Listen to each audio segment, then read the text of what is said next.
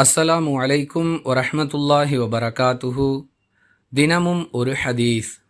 பிரசவத்தின் பொழுது மரணித்துவிட்ட ஒரு பெண்ணுக்கு ஜனாசா தொழுகை நடத்தும் பொழுது ரசூலுல்லாஹி ஸல்லல்லாஹு அலைஹி வஸல்லம் அவர்கள் அந்த மையத்தின் நடுப்பகுதிக்கு நேராக நின்றார்கள் என சமூரா பின் ஜுந்தூப் ரதியல்லாஹு அன்ஹு அவர்கள் அறிவிக்கிறார்கள்.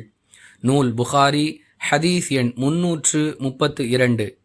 அன்பிற்குரிய அல்லாஹுவின் நல்லடியார்களே, ஜனாசா தொழுகையை நடத்தக்கூடிய இமாம் அந்த மையித் ஆணாக இருந்தால் எங்கு நிற்க வேண்டும், பெண்ணாக இருந்தால் எங்கு நிற்க வேண்டும் என்றெல்லாம் ரசூலுல்லாஹி ஸல்லல்லாஹு அலைஹி வஸல்லம் அவர்களின் வழியாக அல்லாஹ் நமக்கு மிக தெளிவாக கற்றுக் கொடுத்திருக்கிறான். இதை கவனித்து நம்முடைய செயல்பாடுகளை அமைத்து கொள்ள வேண்டும்.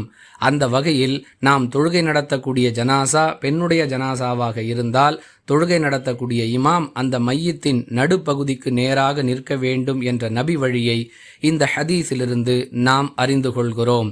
அன்பிற்குரியவர்களே, பல சந்தர்ப்பங்களில் இதுபோன்ற சுன்னத்துகள் புறக்கணிக்கப்படுகின்றன. எனவே ஜனாசா தொழுகையில் கலந்து கொள்ளக்கூடிய பொதுமக்கள் இதையெல்லாம் கவனித்து ஒருவேளை தொழுகை நடத்தக்கூடிய நபர் சரியாக நிற்கவில்லை என்றால் அதை சுட்டி காட்டி ஒரு நபி வழி நடைமுறைப்படுத்தப்படுவதற்கு உதவியாக இருக்க வேண்டும். நாம் இப்படி சொன்னால் நம்மை ஏதாவது நினைத்து கொள்வார்களா என்ற எண்ணத்தில் பல நன்மைகள் ஏவப்படுவதில்லை, பல தீமைகள் தடுக்கப்படுவதில்லை. இந்த மனோநிலையிலிருந்து நாம் வெளியேறி மார்க்கத்தை முன்னிறுத்தி நம்முடைய செயல்பாடுகளை அமைத்து கொள்ளக்கூடியவர்களாக நம்மை மாற்றிக்கொள்ள வேண்டும். எடுத்துரைக்கக்கூடிய விஷயத்தில் எந்த தயக்கமும் நமக்கு இருக்கக்கூடாது என்பது இதன் பொருள்.